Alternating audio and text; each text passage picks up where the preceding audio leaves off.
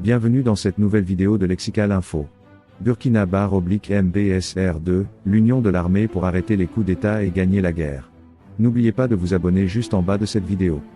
Le Burkina Faso débute l'année 2024 avec l'annonce d'un coup d'État déjoué, une énième tentative de déstabilisation, selon le service d'information du gouvernement qu'il a annoncé sur sa page Facebook le 18 janvier 2024.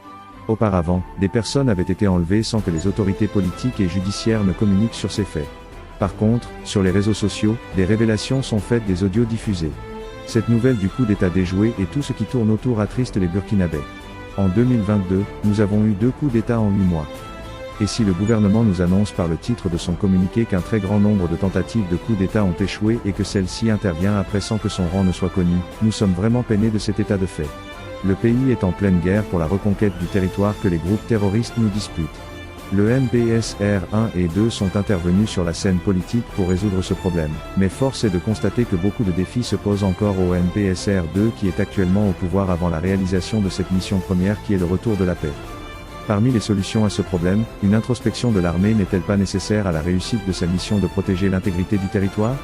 Beaucoup de pays sont passés par les coups d'État, et la leçon que l'on tire de leurs expériences, est que ces pays ont pris le chemin de la stabilité, de la paix et de la prospérité quand leurs armées sont devenues républicaines en abandonnant les coups d'État, le désir de diriger le pays par la force des armes.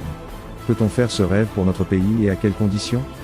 Les dernières arrestations de militaires ne sont pas si loin dans la mémoire, elles remontent au 27 septembre 2023.